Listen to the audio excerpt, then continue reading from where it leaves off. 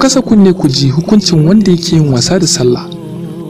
Matsaloli guda 5 da zai fara fuskanta a duniya.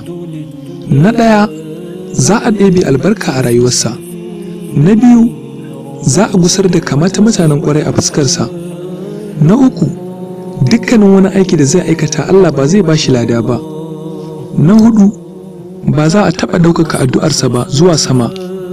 Na biyar, baya ɗaya daga cikin addu'ar salihan bayi.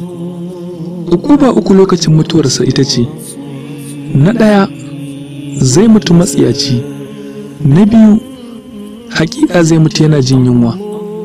Na uku, zai mutu yana jin kishi. Kuma ko da za a bashi ruwan tekun duniyan nan, ba zai taɓa masa maganin kishi ba. Ukuba uku a cikin kabarinsa su ne: na ɗaya, za a kuntata masa kabarinsa har sai haƙarƙarinsa ɗaya ya haɗu da ɗayan haƙarƙarin. Na biyu, za a saka masa garwashin wuta a cikin kabarinsa, ya yi ta juyawa a ciki dare da rana. Na uku, za a saka masa wata maciji a cikin kabarinsa mai suna shuju'ul aqra'u. Idanunta na wuta ne, farcenta kuma na baƙin ƙarfe ne.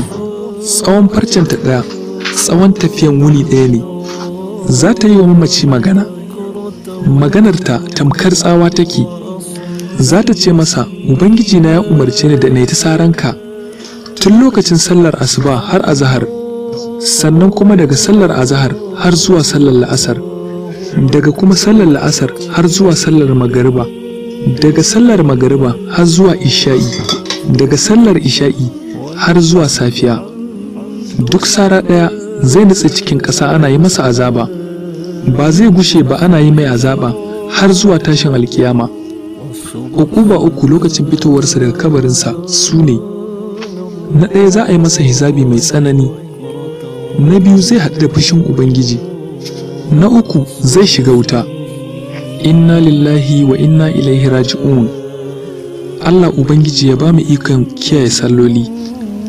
Dan Allah ku daure ku tura ma 'yan uwanku domin su amfana. Ku sani cewa manzo sallallahu alaihi wasallam ya ce, duk wanda ya shirye ta dalilinka, hakika ya fi a baka jajayen raƙuma. Kar ku gaji wajen yi ma addinin ku hidima. Kamar yadda aka tura ma, kai ma ka tura ma wasu su amfana. Wannan tunatarwa ce daga Gudun Duniya TV.